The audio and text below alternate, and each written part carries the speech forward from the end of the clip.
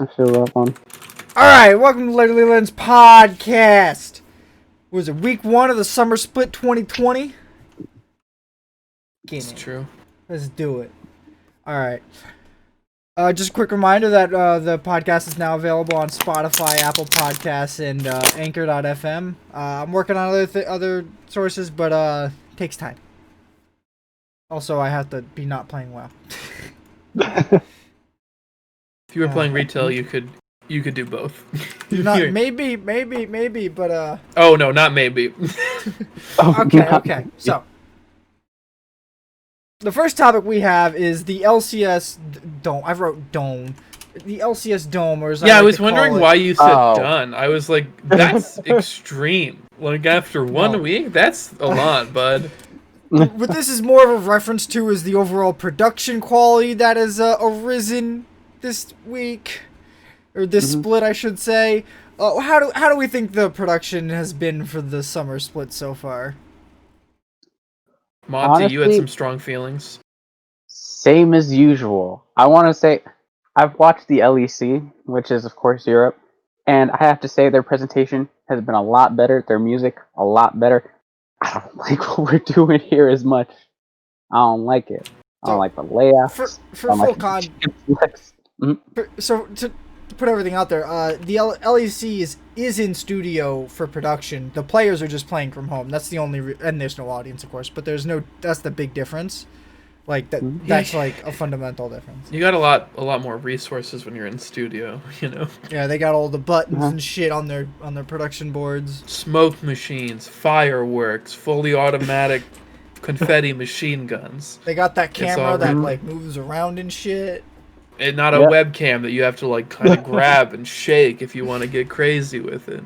So, what the LCS is doing with this gigantic CGI dome and putting all of the casters' heads on these like random boxes that come out of like, I hate this. This is why did we spend money on this? Why would we waste our time and money to make this thing that added nothing to the show? And I thought the show was better back when it was just the people in boxes like we are right now. Like, why did we not do this? Why did we change from this? This was perfectly fine and perfectly acceptable. I had zero issue with it.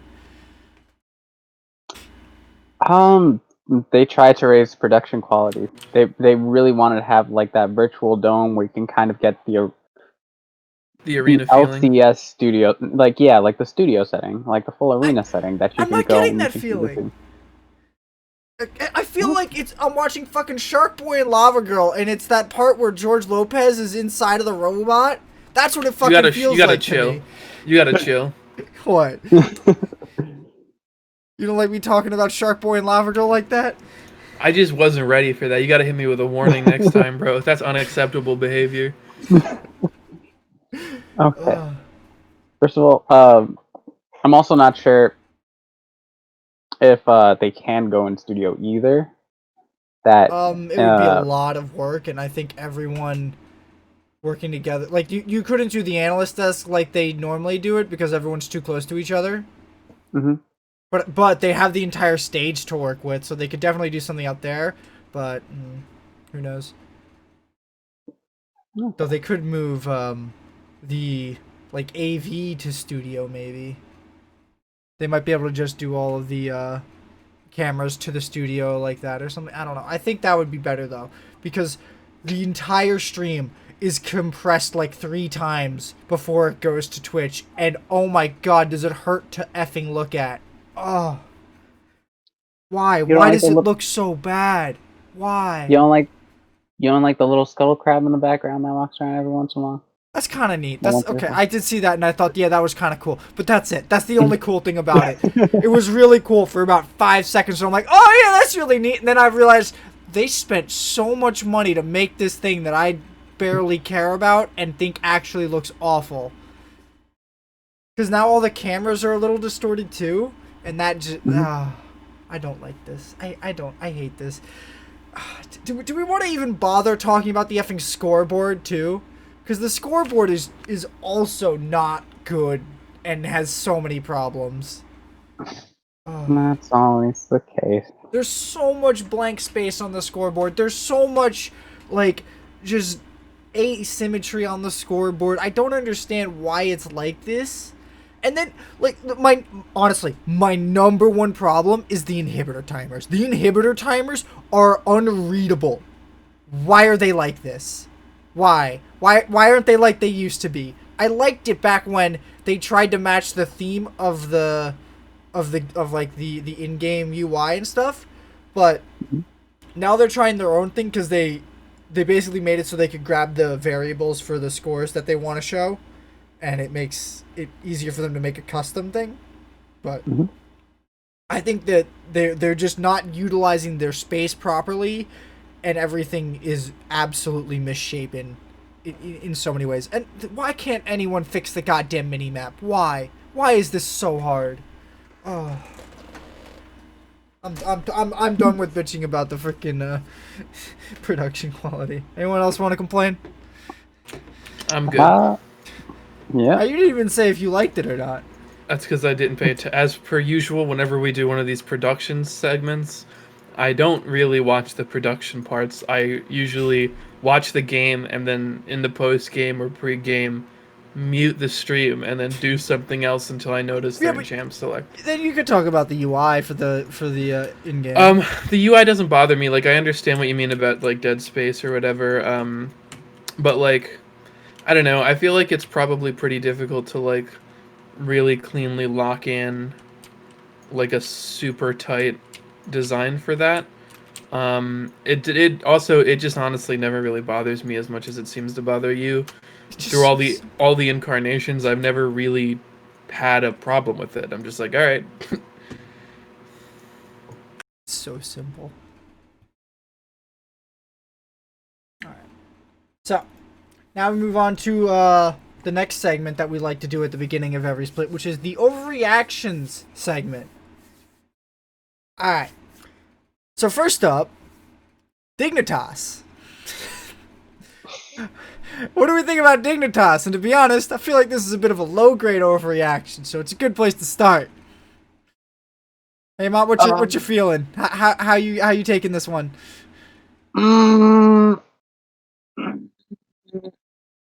That's a weird face, Haymant. A full 10-man roster, and nobody knows what's going on. I don't think that's not really what they were trying for, though, was it? I don't think they were. I did not get the impression they were trying for like a full deep 10-man. No, they tried to put together like their best roster, but it's looking like it's going to be like a 10-man roster where they're just going to be constantly swapping things in and out. Which I did not like that. I did not. How are they going to do that? I don't know, but you still have two. They could probably still swap out like in their top lane they can swap in Dardoch and Lurlo. Or they can swap in Dardoch and keep Viper in there. Like, there's small things that they can do that can still work out in that situation. However, what I do dislike has been their press release, right? The day before, they release a tweet going, "Life is like a box of chocolates. You don't know what you're going to get." And have their full 10-mans, every player on their team on it. And I absolutely hated that. Maybe that was the point. Maybe they were griefing you. Did you consider that? I felt like I was being griefed. So if they were, they did it. They did it. I feel like that was just a joke, and Haymant's taking that a little too seriously. I also feel that way. Though I do worry about any team that did not put their team roster out before the beginning of that whole week. Because, wow, if you don't have your roster down, that's a big yikes from me. And, yeah, it was a big yikes twice this weekend from Dignatas. Yeah. Oh, my God. Watching this team makes me hurt inside so much. Oh, they have no... Who do you play to on this team? Everyone's playing like garbage. Yep. Even Froggens, the player that everyone acts like is so amazing, and he's a great player, and they finally got him a team last split out, and then, nope, never mind, nope, still didn't make playoffs, but Froggen hasn't made playoffs since like 2015. Like, come on, Froggen's a freaking washed up old player. He needs to stop being in the LCS. Get out of my league. Go back. Go fill an academy slot. He's Brutal. not the only one that I have complaints with. Did you saw a Viper's? We can get more into that, but Viper does not seem like he's top lane material right now. He just doesn't. He just doesn't. Do you mean you don't think he's LCS material, or like you should still be in the LCS but not top lane? Because you said he's not top lane material, and I want to dig into that phrase. Like, do you mean like, throw a mid lane? He looks like he'd be crazy on Orianna, but like get him off these top laners, dude. No, that's not what I thought you meant. I was just being an asshole. I know, but I want him out of the LCS for right now. Like, I want him to go back to academy, and I want him to work on some things because his picks do not seem viable. Like, the picks that he should have down as like that are part of your normal top lane champion pool, he does not have down. He needs to work on these things, and it's really bad. It looks like they banned Ornn first round on blue side twice. Do you know what that tells me? He can't play Ornn. He can't play Ornn. And he picked Set twice and lost to Renekton, who's a counter pick, and Aatrox, who is a skill matchup that favors Aatrox.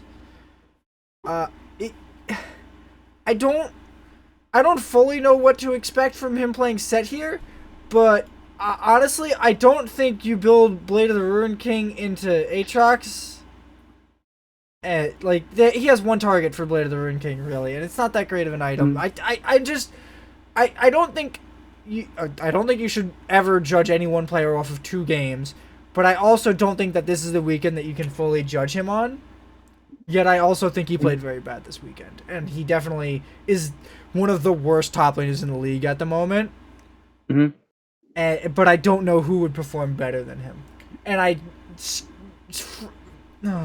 was just saying the name Dokla, but Dokla? You used to say it all the time, actually. From academy? You're not wrong. He is, and he used to be in the LCS when he played for Optic.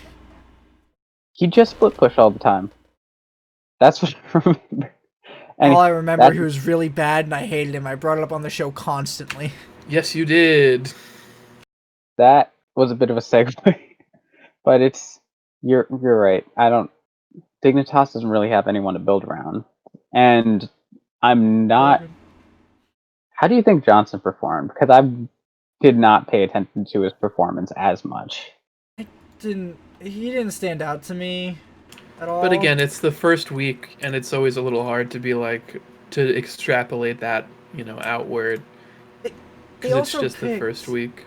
They picked Lulu Ezreal bot lane for some reason. I don't know why anybody would do that. Lulu's a fine enchanter. Ezreal, not with Ezreal.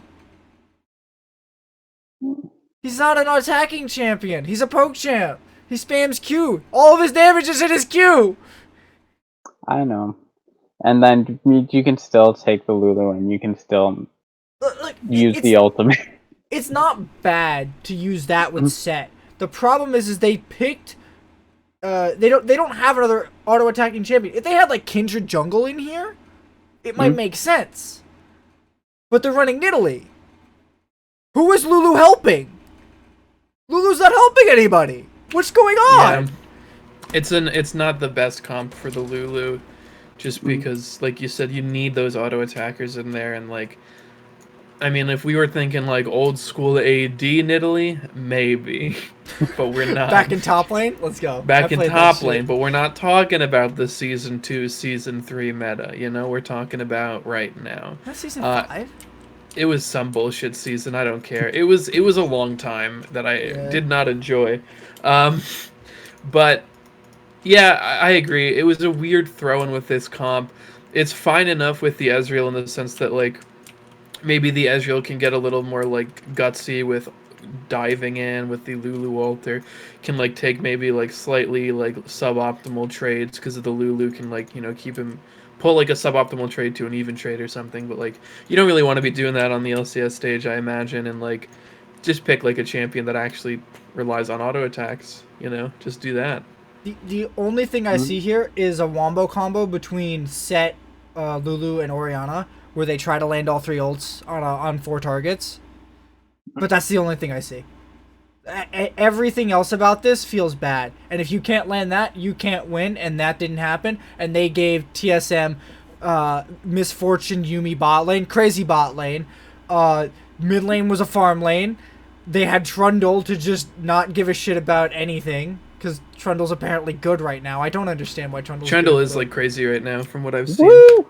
And then they let a skill matchup that's favored towards the other team happen top lane. Like, this entire draft makes no sense. Nidalee jungle, I don't know where this came from and why pros think it's good right now, but apparently they all do, and it's apparently crazy. But it just doesn't feel like it works here, and there should like something else and a different support. Like, come on. Or like even the same support with like a different jungler could like you said, if you had gone like for like the marksman carry Kindred or something from the jungle, like then Lulu becomes like a fine pick because that works really good, and you can camp bot and get double kills, you can get control, you can help the Kindred a lot, even more survivability, right? But in the current incarnation, definitely a new support. So champion that is, not player. Dignatas has banned Syndra both times, and Syndra's a big first pick because she can be flexed. This kind of indicates to me that they can't play Syndra, and I'm sure Froggen can probably play it, but I think it's Johnson who can't play it, and I think that's actually impacting them severely, because if you can't leave up Syndra to force out a ban, then like TSM did, they got to ban Aphelios and Kalista. So now you're missing probably 2 of the best singular carries in the bot lane in the current meta. Actually, I'm sorry, short of Varus. So it's like, it's really hard to play the game when your players cannot play high-tier champions. At least at a professional level. Alright. I feel like that's enough talking about Dignitas. Let's try to overreact to another team. You remember about that roster problem I was telling you about? You remember the other team who did it too? Who? Immortals. Well, Immortals was really the one with the roster problem. Dignitas is about what everyone expected. Immortals put in Potluck. And Potluck, yeah, that was surprising. Really brought something to the table, but no one wanted to eat it. Still going with that one, huh? It's an easy joke, and I will nail it to the board. A terrible joke, actually, but yeah. How dare you? Let me pull up their stats real quick. Immortals versus FlyQuest, and Immortals versus CLG.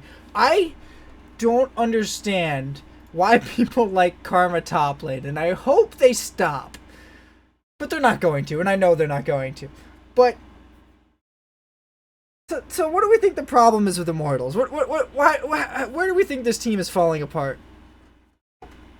I'd want to talk about the CLG versus IMT game, because that one was probably the prime example. Well, no, not the prime example, but that one was one of the games that they should have won. They had the early game, they had the big leads. Apparently, what I've heard from the caster's desk, like while they were commentating on it, was that Potluck was good at Lee Sin. He did look good at Lee Sin, and then they got caught in one team. Yeah, Potluck did. We did. Oh, never mind. Yep, I'm sorry. I was thinking the wrong side. Never mind. Okay. So, because the other game he played Graves. That was it. So, it didn't look bad at first, and then everything went terribly wrong. It was just one, they overstepped a little bit, they got caught out in CLG's jungle, and then CLG wiped them with their team fight comp, because they allowed them to get a team fight. That was it. So, I don't really know what to think of this team. I do like how Potluck's been playing. It hasn't really converted into anything that big as yet. I'm not sure if Altec and I'm forgetting the name of his support down in the bot lane. Gate. Is it Altec and Gate? Yep. I don't think they really stand up to any of the 2v2s that well. In the league, Soaz did not produce the leads that he should have on the Karma. I don't think into the set, because I think that Solo had, even though he was down CS, he did manage to get a kill back. Like, he was really... No, this is... What am I saying? This is IMT versus CLG against Ruin. So, I definitely feel like this team is severely hindered by their mid lane and their bot lane specifically. I didn't notice Potluck being in too bad of a spot by comparison, but when two of your three lanes cannot win their lane against anybody, every jungler is gonna look garbage. Yeah, And the jungler can't put like 1v like 7 and save that, right? Like, they really just cannot do much if your lane is just auto losing whenever the jungler's not there. if you let Diana get off the ground with Lee Sin, then you just lost the game right there. Like that is the one job you're supposed to do against Diana, is shut her down. And if you're picking something aggro like Lee Sin, it's even easier. You don't have to like try to get a good CC combo, and Oriana's early game isn't that good, so you'd really need to get some extra damage in there. But Lee Sin's got all the damage to kill Diana early game, and it just wasn't happening. And when you cannot rely on individuals on your team to be able to play to a competent level, you don't get to make playoffs. Making playoffs is a different problem. That's a topic later, but Ica should not be playing in the LCS right now. I don't understand why people keep putting in Ica. He looks awful. He looks like the worst mid laner I've seen play League of Legends in a long time. Like, he's got to be the worst player in the league almost. Why? Why are we wasting an import spot? Go. You're not going to like what I'm going to say. I'm not. But in the IMT versus FlyQuest game, his Galio did look passable. Watch the same game. It worked, even though Ignar was constantly roaming in the mid lane. It was holding up fairly well against the Cassiopeia. That was in mid from Power of Evil. Well, it can hold up against Cassiopeia without trying, because it has a lot of built-in magic resist. Magic resist. But Yeah. He's just getting outplayed. He's getting ran around the map. His damage, like, he doesn't do any damage. He had one good ultimate, which I do remember from that game. That's the only reason why I'm swinging for him right now. He had one good ultimate where he flashed back, immediately ulted straight back into the middle of a team fight. Like that, I like to see. But his regular mid laners, I don't know about. So far, it's just the Galio that looked passable. Out of the two games. So, looking at their draft against FlyQuest, I really just don't know what this team is doing. They have Karma top, Graves jungle, Galio mid, and then Kai'Sa Nautilus bot lane. What is that comp? What's your goal here? What are you doing? Yeah, it's really confusing. When I saw that draft, I was like, what are they aiming at? Like, what is their team fight supposed to be like? What is their win condition? Like, what is a good situation for all of these players? And it didn't seem like there was a sort of unified goal that you might want to have. What is Karma top doing? Like, why? Why would you pick this? I also, like, when I saw the Karma top, I was like, all right, maybe they're going to try to, power up Altec. We're going to get, like, another caster. We're going to put as many shields on him as possible and have him carry. That didn't happen. They just went straight, Luden's Echo, top lane, the full AP Karma. I was confused. Well, it's supposed to be able to bully around things like Set that it was up against, but it didn't. It's only up 4 farm at the end of the game. And Solo Minico did that very well. it just doesn't make any sense to me that that set was able to do well against it. Like, I played this a lot because when set came out, Karma Top was huge. So the only thing I could do was just kind of blow her shit and then try to get some farm. And it was impossible for me to get a kill on her. And I would just try to shove her under turret so I didn't have to fight her for farm and I could just clear her wave and use the damage she dealt to me to clear it faster with my W. But it's such a bad pick, and I don't get why they're picking it. It doesn't bring anything to this comp either. The comp doesn't need more magic damage, and if it did, why aren't we playing Rumble? Like, come on. Why?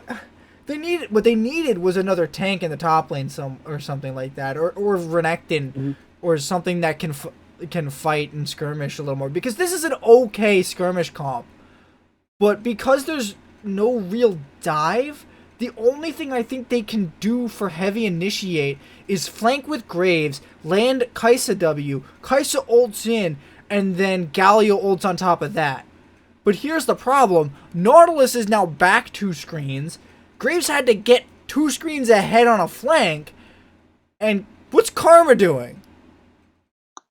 Her best. That's what Karma's doing. Her best. So it just... I don't understand. This comp's so out of this world. But FlyQuest comp's actually freaking crazy. Look at all the damage that comp has to pump out. That is a lot of damage. I like that comp. It's a much better version of that triple AD carry comp that, was it EG ran? I want to say EG ran it. Yeah, I'm pretty sure that was the Friday night game.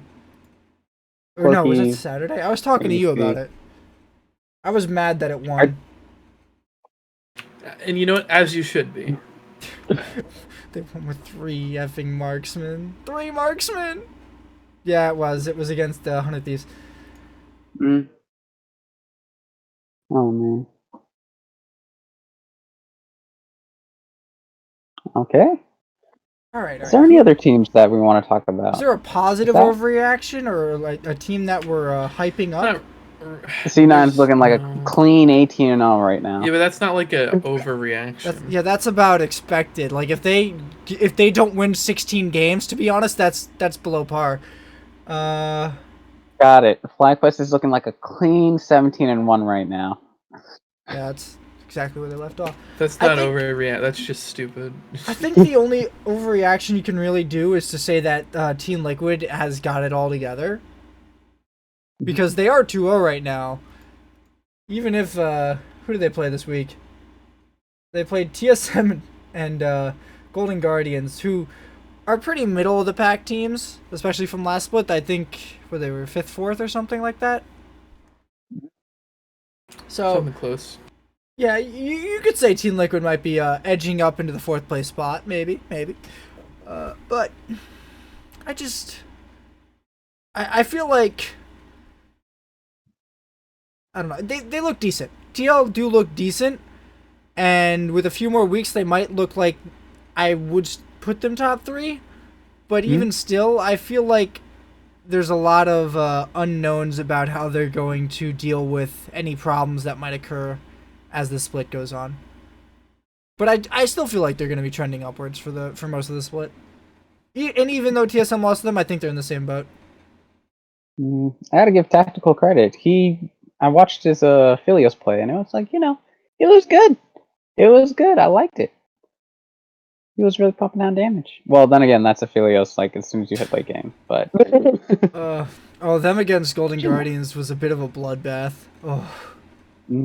It took 40 minutes. That game was 40 minutes. Jesus. Oh, man.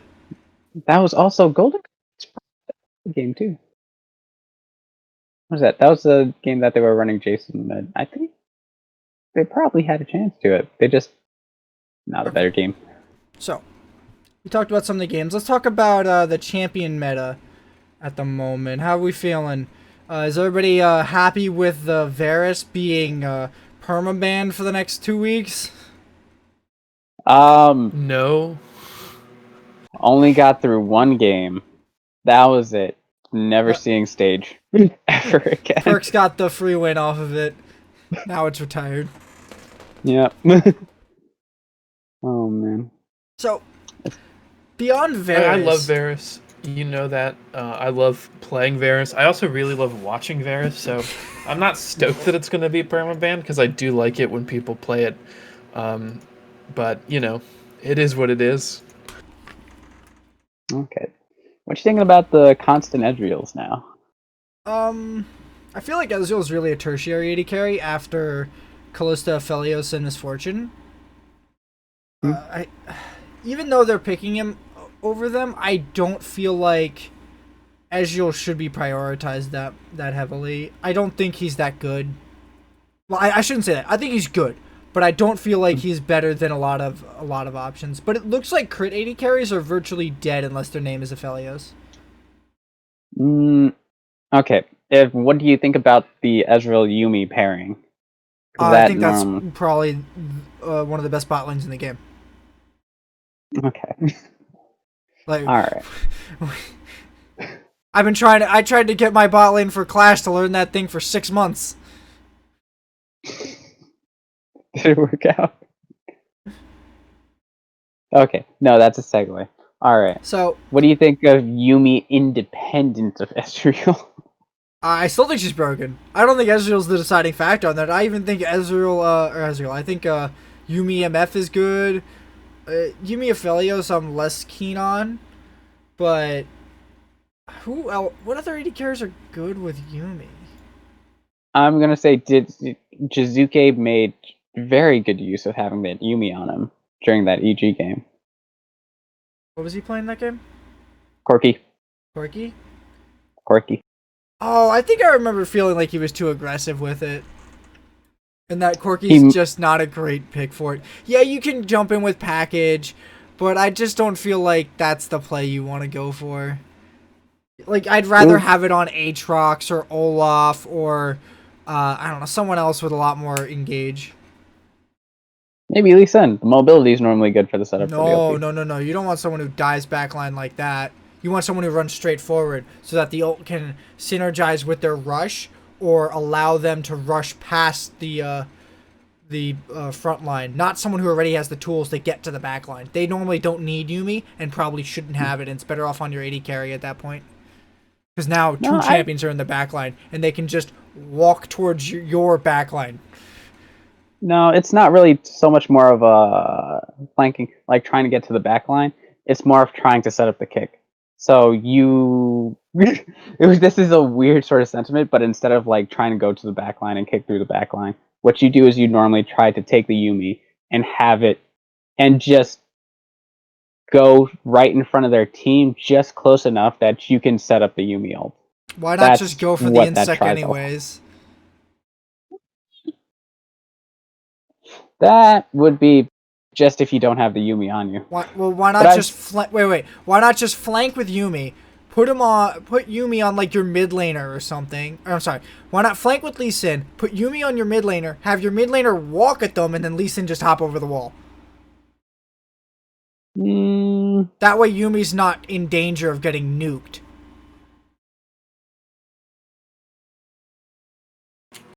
I don't think in the scenario that I said that she would have been nuked either. Well, if Lee Sin dives the backline, he is at risk of getting CC locked and getting his play stuffed. The Yuumi being on the mid laner means that the ult still goes off and Lee Sin can then be saved, whereas Lee Sin dies with Yuumi on top of him instead. Okay, the thing that I'm talking about is using the Yuumi to set up. Let's say if you have Lee Sin Yuumi, if you have why other put it team on fighting Lee Sin when you can put it on anyone else? Because he's super mobile. That's but you don't need pretty to much move. the reason. You're muted. What? Sorry, I was holding the wrong push to talk button. The problem with that, Haymant, is that when you are that super mobile champion like Lee Sin, who's mobile in the sense that he dives, if you put the Yuumi on the dive champion, and the dive champion gets CC locked, he dies, and where does the Yuumi pop out? In the middle of the entire team. Like, you have to see why that's terrible. Ezreal's a great champion for Yuumi, because he's extremely mobile, and he's a poke champion, so he's at a safe distance, which means the Yumi's at a safe distance to poke if like something happens, and like, you know, Ezreal gets hit with the stray Varus Q and fucking dies, like, okay, fine, Yumi's not about to get like 1v5'd. If the Lee Sin dies in melee with the Yumi on him, what is the Yumi going to do? Like, realistically, she's just gonna die, right? That's what Anthony's trying to say. But I've also seen Santorin pull it off last split. I've seen In the Shadow Mad Lions. No, let me flip that around. Mad Lions and the LEC with their jungler Shadow pull it off very well. It's not as bad as you think it is, because you keep on thinking that it's like, okay, the Lee Sin has to go to the back line and get that. Right. You could play Lee Sin as a frontliner and do that, but now I've used my Lee Sin as a frontliner. Yeah, now you're not getting the benefits of like insects or like the disrupting abilities. You're not getting like 5-man slows and missed positions. You're like, ideally you just have like a subpar bruiser. Like, I mean, when you're not utilizing Lee Sin's kit, he's just like a decent bruiser. He's not crazy. Like, the thing that makes Lee Sin crazy is his ability to like go, fuck your AD carry, and also your team's out of position. Good luck, have fun. Right? If you're not doing any of that and you're just like melee range Eing the enemy tank and queuing them like from fucking 2 feet away, not really getting the full utilization out of that kit, my friend. Okay. I want to say, like,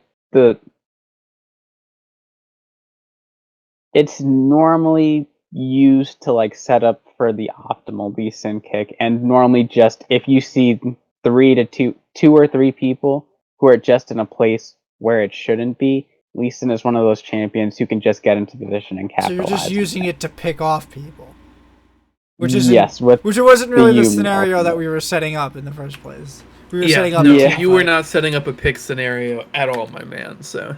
I know, but you guys kept on coming back to the idea of getting off the because we just disagree with you. Well, like, look, I agree that it is much more viable in a 3v2 scenario or a 3v3 scenario where you catch out the enemy team and then Lee Sin initiates with the Yuumi ult to CC those few people and then get in the backline, because it's a lot harder to CC lock him and to like actually kill Lee Sin through there. It's less risky. And Lee Sin could actually just kill the AD carry with the Yuumi ult. But into 5 people, including the tank with tenacity, Lee Sin's not going to be able to... The likelihood of Lee Sin living is much lower if there is a read on it, or if there's any sort of random shit that happens, and then you lose 2 people. No, you're not losing 2 people in a 3v3 with like that. Or I've just remembered that one play. If you go into the backline to kick the AD carry, but instead wind up kicking a Nautilus. Okay, then click better. That did happen in that IMT series, IMT game, by the way, which I forgot about.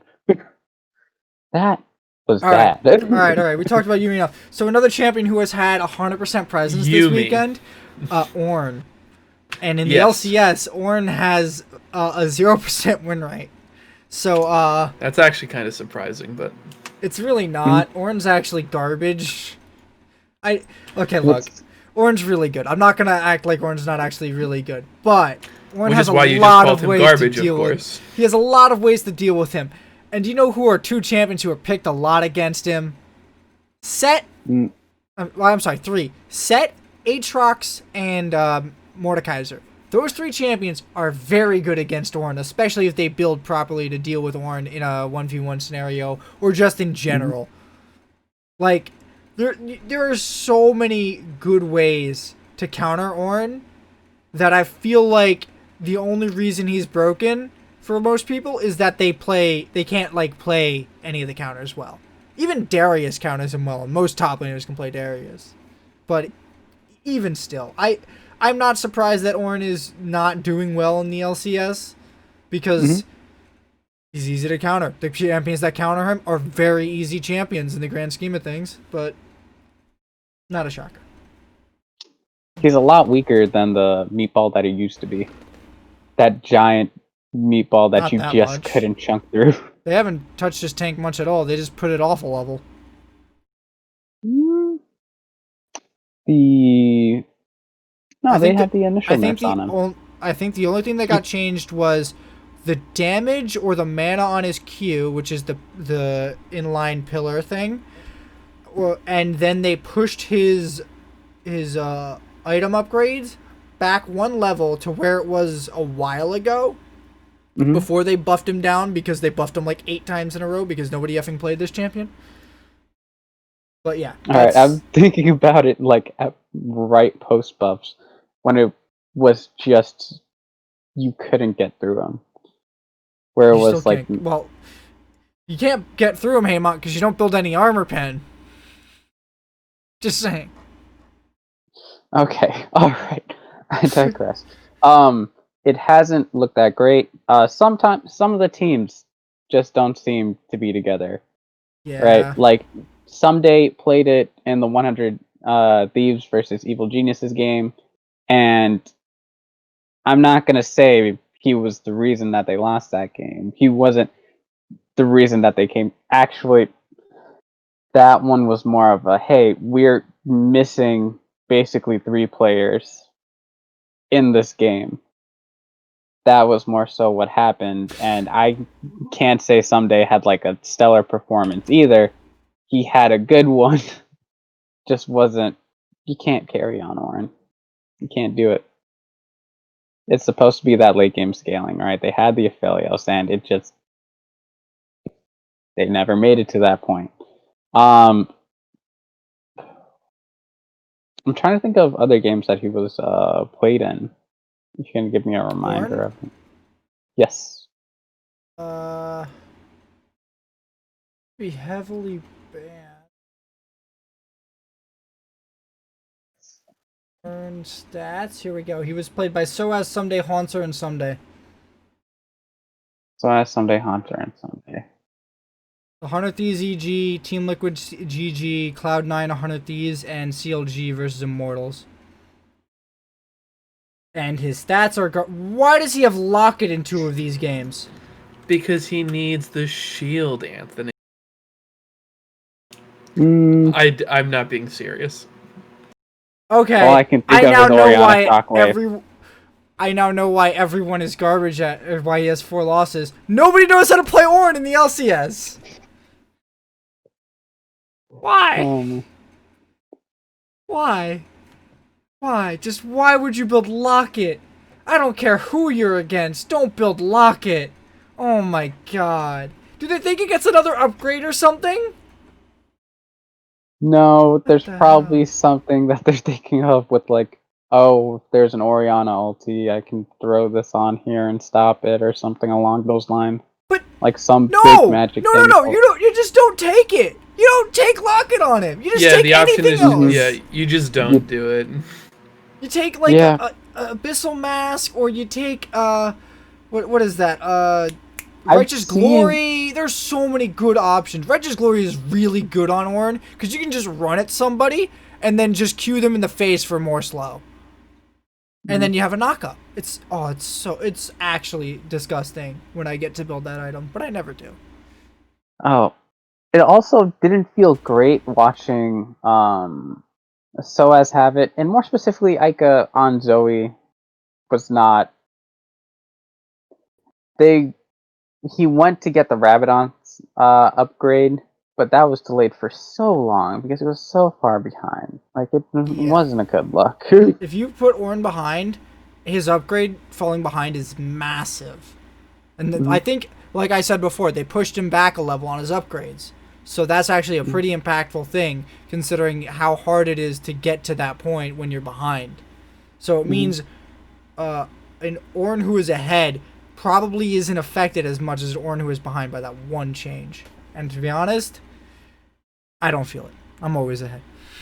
Even then, an Ornn who's ahead is not going to feel as great if he still needs to hit that level mark.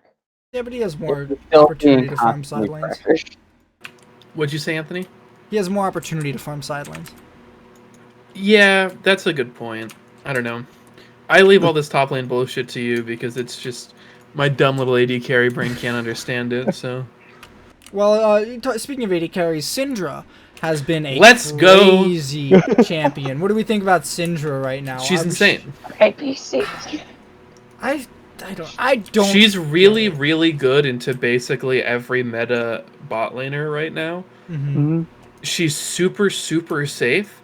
She allows you to double AD topside if you want to, or like pick a more supporty character in one of those positions, and she outputs a truly absurd amount of damage to the point that if your Syndra is even or ahead once you hit the mid to late game, your Syndra will like consistently win against the enemy AD carry. You'll be able to just delete the mid laner or one of the AD carries depending.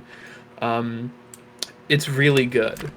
It has a couple like kind of good counters, right? Like if you're Syndra bot lane and the enemy mid laner picks Galio, maybe your game's over. It happens.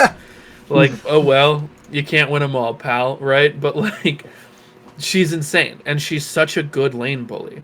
Like she just can literally, with incredible safety, like AFK CS, and if the other person walks up, fucking pop them for like 2/3 of their HP with a couple abilities. It's truly nuts. So, I'm wondering if Yasuo would come up as a counterpick to this in the bot lane, even. Like, say you pick Lucian Yasuo against their Syndra, even if they have last pick, and then you can just hot swap them. So I wonder how good Lucian is in a bot lane at the moment, because Lucian seems like he's garbage getting behind an XP. He is.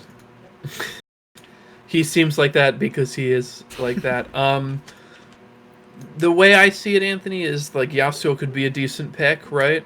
The problem is if you don't like snowball your lane, Syndra can still give you pretty big trouble in the mid game, because if your wall is down, and she like maybe she like fucks up her W, but then waits for the wall to go down, she can still like QEQR you for your entire health bar. Like, I don't know. It just it seems like a better like late game counter, because that's when you have like the fat ass wind wall, right? And you have like the big stuff. Early game, it seems like you can still just get like your shit bullied really hard, especially as a melee character. I think that would happen to Yasuo bot lane most of the time. That's the thing. Just kidding. Yeah, that's why I'm saying it doesn't work. Okay. I just like Yasuo not being in the game at all. Just trying to reminisce on that. What does anyone have any champions they think that should be coming up more? I think Victor should probably be coming up more, but I think they're a patch back, so the current Victor buff isn't in yet. I think he'll definitely start coming up. Poppy should probably be up there more. I feel like she's a decent pick in general. Like she just feels strong. Kumo did pull her out in a game against, I want to say CLG. Yeah, it was versus CLG when they were running Poppy, Twisted Fate. I'm forgetting what the rest of the team comp was, but it was Poppy. That's not Jarvan. That's Trundle. Twisted Fate, Aphelios, and Lulu. See, that's a Lulu combo. I agree, that is a Lulu combo right there. Ezreal, Lulu. I see my bot lane locked that in. I'm just strapping myself in for that bumpy ride. For the flame. Oh my god. So it was against Jace, and Poppy beats Jace, like, soundly. Everyone was saying how Poppy loses to Jace early. That's not true. That's a bold-faced lie. That doesn't happen. The only way that happens is if Poppy doesn't go in on Jace every time he hits W. Just saying. Oh my god. Why did Ruin build a Muramana? Oh god, what is this? Ugh. I can't. There was a lot of bad things that were going on in that game. Also, probably because of the top lane too. Why did Ruin build a Muramana? This game looks like it was the entire bottom half of the map, just destroying people. Top lane looked irrelevant. Oh, that was also one as well. But then Ruin also let just Kumo roam.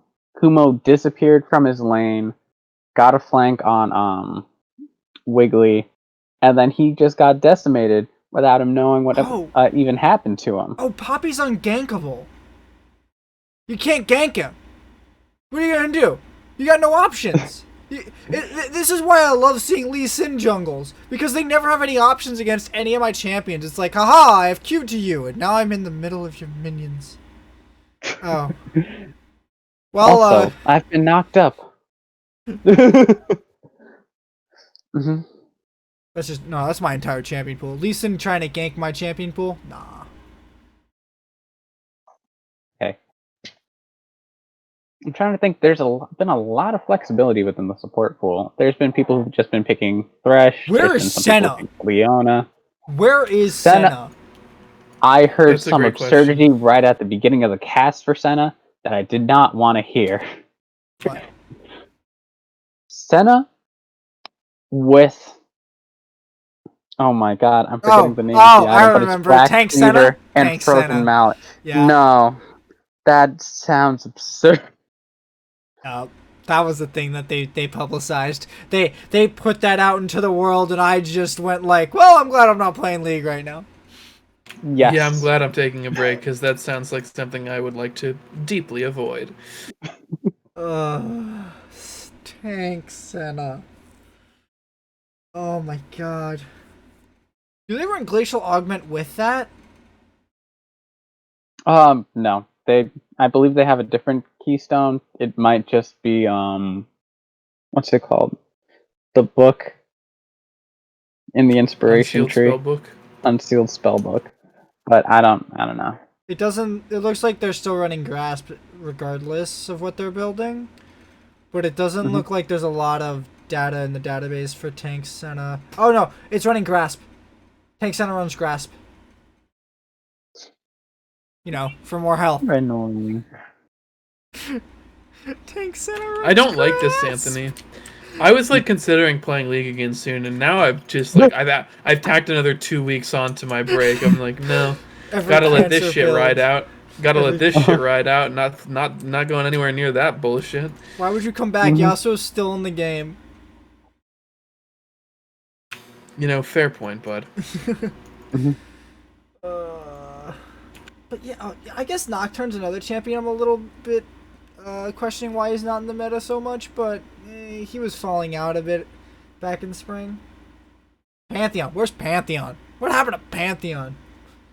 Okay. Where's Pantheon? What happened to Pantheon? Phase Rush Graves. That's one thing that made it back into it. I hate Phase Rush Graves. It's so obnoxious. Every time he like comes in to gank me, and then I turn it on him, and then he just fucking runs away at 200 miles an hour, and I'm just like, where are you going? And I start chasing him, and I'm just like, I need to kill. And then my top laner comes back because I just killed him, and he teleported in, and now I'm stuck with two guys on either side of me, and I'm just like, well, I'm dead now. My jungler's farming raptors. Oh, he's walking up to help me. Drake's right there. This is my life. Yeah. Phase Rush Graves. There's been a couple of items. So they pushed back a lot of the mid lane changes they were planning to do. I think the biggest change they were going to do was they were going to lower the movement speed of minions in mid lane and change the cannon so that it was every fourth wave instead of every third wave like it is in every other lane. And then it would go back to normal at 14 minutes or 15 minutes. I don't know which. But they lowered the movement speed of the minions, meaning all the lanes would meet at the same time. So mid lane now has less time to clear and then roam on their lane. Because the amount of time in between the waves meeting has not changed, but they pushed the time a little, so it's harder to catch out side lanes while they're farming from the mid lane, which I think was going to be a big change and really probably should have been implemented, but they pushed it off till after Worlds, and to be honest, I don't like that. I guess they're not going to disrupt too much in the middle of the season, but I think especially given like I wouldn't be surprised if like a lot of the pre-worlds patches were like pretty light right now. yes, Because they've been light. not only is it like learning that, but you know, with everything going on in the world, you might not want to like change too much because you don't know what people will really be able to practice like really well, right? Or really get the hang of as a team per se, but they've been doing really, I shouldn't say really small, but they've been doing a lot of smaller patches this entire year. that's probably for the best though. We don't want another fucking like all of a sudden High gets a pentakill on Darius meta. That right? was Like, balls, but yeah. oh yeah, sorry, balls. But like, you know, that big patch right before Worlds where they're like, by the way, everything's different now, good luck. Like, you probably don't want too many of those. They've been avoiding that as much as they can ever since that point. Because that kind of taught them, oh, big changes on Worlds patch, not a good idea. Mm-hmm. But as a general rule, I think this slower patch cadence has been good. I like it a lot. I agree. A lot better than when they would do, they would do random ass full rehauls of things in the middle of the season. And now they're just changing small things. And sometimes they'll rework maybe a rune or something if it needs to be. They're still releasing new champions and new champion reworks. Apparently Dr. Mundo's the next one. And I like the slower cadence to it. It feels less bad to play a smaller champion pool more consistently through the season, because what would happen, like back when I first hit Platinum, I think it was season 6 and 7, when like Galio, Poppy, and Nautilus were really big. I could only play them for like 3 months of the year consistently, because for the rest of the year they nerfed them into the ground instead of doing these little light taps to bring them in line that they have been doing. And I feel like it feels a lot better to be able to play a champion the whole year instead of having to hop on what is really broken at the moment. I agree with that. I think it's also, yeah, it, especially in the professional scene, it allows the pros to like sit with the champion for longer and know that it's not going to be like, oh yeah, everything I've been practicing for the last like 3 months is not going to get automatically changed like in 1 week out of the blue on like week 4, and like our whole split plan is just going to get fucked, right? Like that feels good. It also just feels good as like a casual player, because it's like, oh, like I don't have to worry that I'm going to wake up one day like without any notice and all of a sudden like my Graves 2 is a champions are jungler. just, yeah, Graves is a jungler, Ezreal was a jungler, right? Like I don't have to worry about this dumb bullshit anymore. Apparently, Davidson's playing jungle Xerath for our Clash team. Yeah. Good luck. Haymant, you put those hands down. Good luck. What were those hands doing, Haymon? It was a little golf clap. You better be clapping. That kid's going crazy. He is. My guy's out here putting fucking the pedal to the metal, dude. The meta fucking changer, the meta definer, the trendsetter, the taste maker. That's my guy. Oh, man. All right, we haven't done It's this yet. Wolf 2.0. Wait. All right, let's move on to the picks. But before we do that, we gotta talk about our picks from last week first. So we got. Haymon, defend your bullshit IMT pick. No. Hang on. We're not there yet. CLG. Sorry. We didn't go over last week's pick. So Haymont coming in hot by chucking away a free point on the C9 game. What you doing, man? Come on. I'm always Remember, hey, Haymont, I want to make sure. Sequest now. I want to make sure you remember, Haymont, because in case you forgot what game this was the game where we were in comms together, and you were like, oh my god, FlyQuest went up kills, it's over, we won. And then every 5 minutes I'd be like, oh, you guys won? Why are we up 8k gold? Why do we have 7 towers while you're even in kills and every lane is winning in farm? I don't... Just to make sure you were remembering the game, but get back to what you were saying. Do remember that, because it was also Sick. throwing off my Valorant gameplay. Yeah, I was actively we were playing Valorant, and I was actively flaming Haymont because his team was losing, and he shit talked me first, and that's his L to hold. I was so happy when FlyQuest started that early game, and they went up 2 kills. Solo immediately TP to join the fight. I was like, all right, the boys are here. The boys are here. There's a chance. C9's chucking. C9's chucking. C9's chucking! See, he's like, yeah, we're like slapping 6 my minutes in the game. He's like, fucking C9's chucking. I was like, all right, buddy. just gets slapped out of it repeatedly by C9 and Matt too, by the way. You're welcome. Oh, when I This watched is what that- you get for disrespecting my team. Talk all that shit, Haymont. See what happens. When I watched that game, I was kind of surprised with how FlyQuest actually were able to get an early lead, and I think that's a good first step. But to be honest, TSM got an early lead against Cloud9, and I think both of their games last split. TSM had the best early game in the league last split, and it still And wasn't. how did enough that to beat end for Cloud9 that y'all? much. With a fucking wait. L. Didn't TSM win one game against Cloud9? TSM Yeah, but you only lost the won one split. game. But you lost the But you split, so lost whatever. the split. You know what, Matt? It doesn't matter. I protected the 17-0 record. Me individually protecting the The defeat, 17-0 the record. It's not that I'm defeated. It's just like I don't understand how to explain to you how wrong and dumb you are. Like I don't know how to put into words you would understand why you're like just wrong and bad. What is a god to Hey, a Matt, non-believer? when your team gets chants across the globe at events they aren't even attending, then you can have the kind of excellence. When my team has a toxic fan base that no other team base likes putting up with, and even the slightest regard, because they're all toxic trolls who don't know how to take a goddamn joke. Is that what you're talking about? When my fan base becomes extraordinarily toxic? Matt, you Because just I would described the prefer that entirety not of the to League of happen. Legends fan base. What Yes, exactly and are you TSM going fans at? are worse. Whatever you say, man. I'm just absolutely impressed that Dignatas have been able to disappoint me after I had such low expectations. I mean, look, man.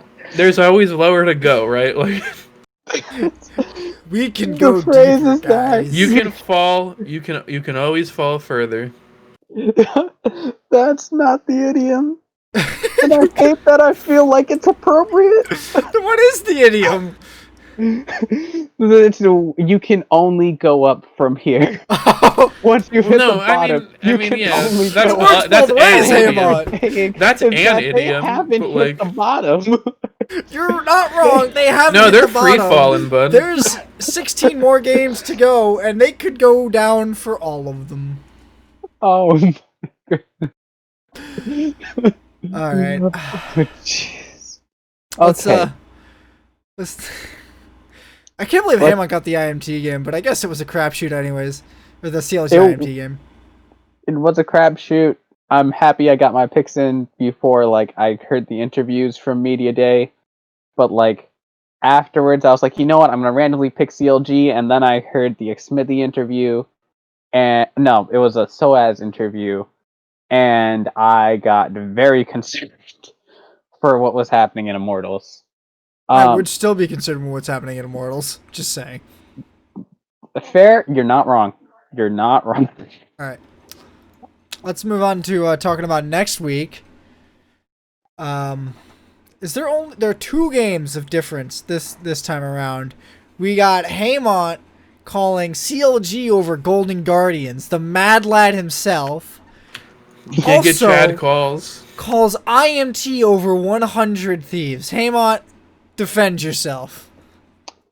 IMT over 100 Thieves. Let me tell you, because 100 Thieves has 2 players. 2 players. That actually they have 10, but I am going with the 2 out of 5 that are on the roster. It only feels like Cody Sun has been trying to pull his weight, and it feels like Sunday's been trying to pull the weight.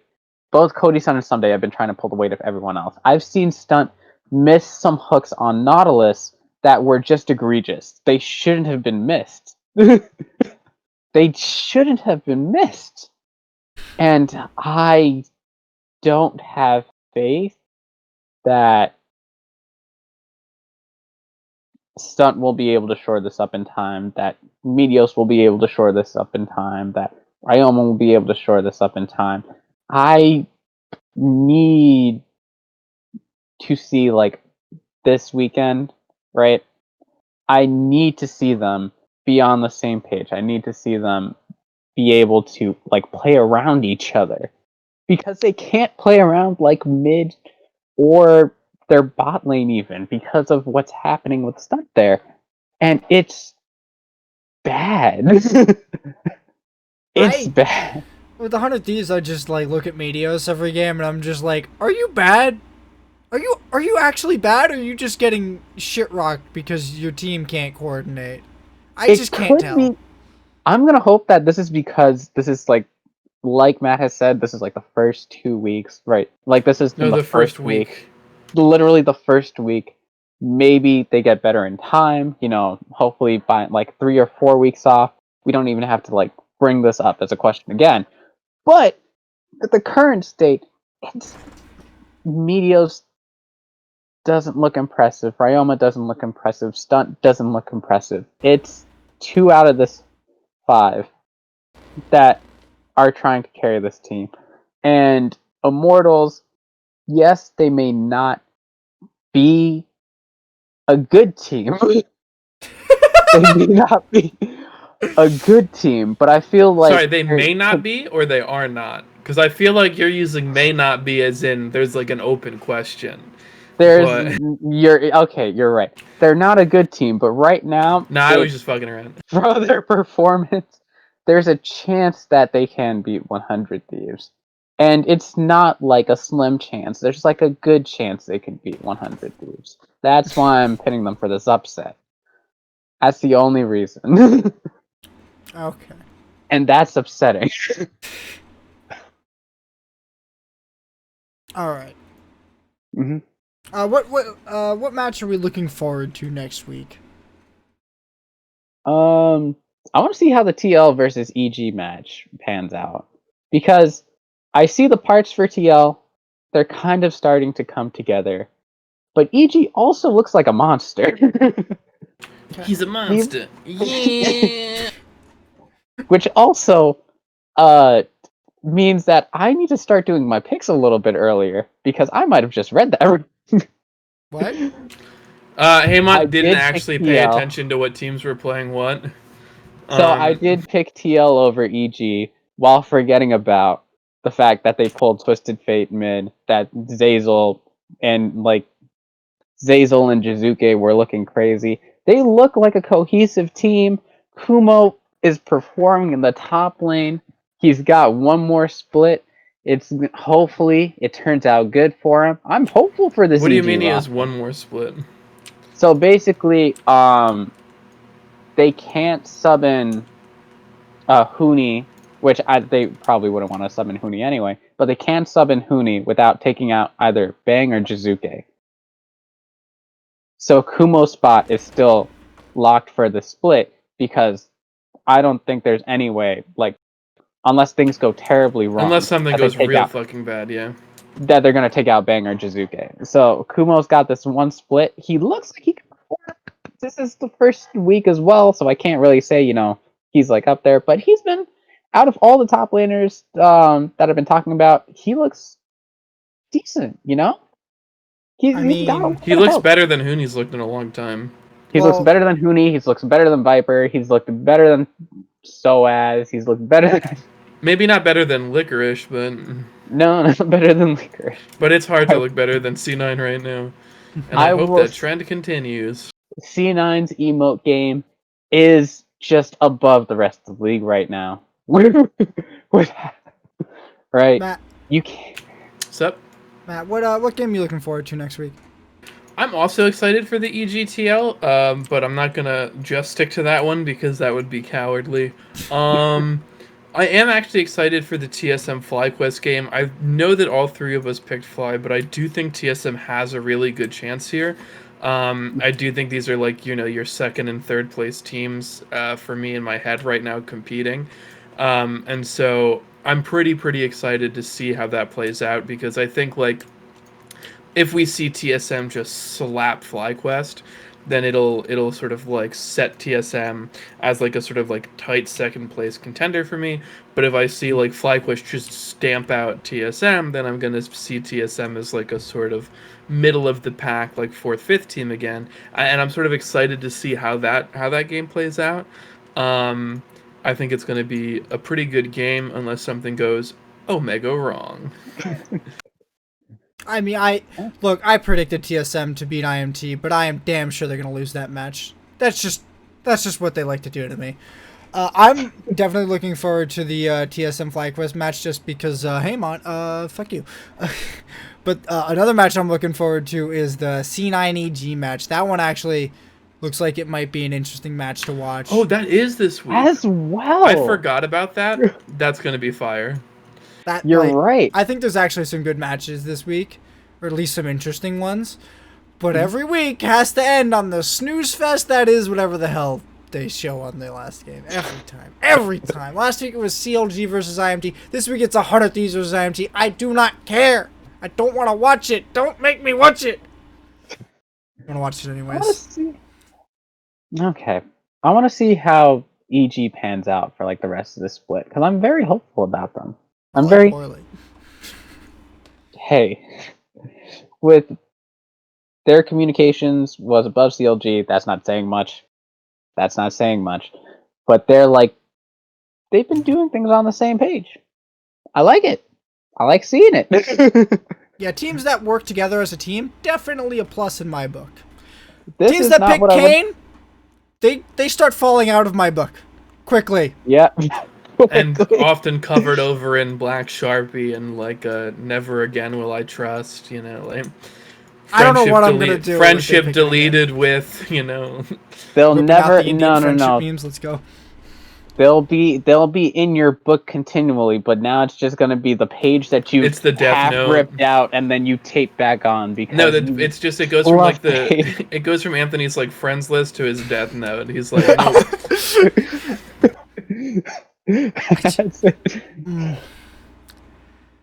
Never do it again. Don't pick that shit again. Never again. I'll fucking do it again. I so want to give him hope, but that would be cruel. That would be cruel. That. Don't give me hope. Alright, I think we're out of topics. I think we are too. You want to take us on home? Yeah, that'll do it for week 1 of the LCS Summer Split of 2020. You can catch the show live on twitch.tv/NizzyTV2K11. Mondays at 8 p.m. Eastern. You can catch us on Spotify, Apple Podcasts, and Anchor FM. And you can catch the video on my YouTube channel. Otherwise, have a nice day. Peace.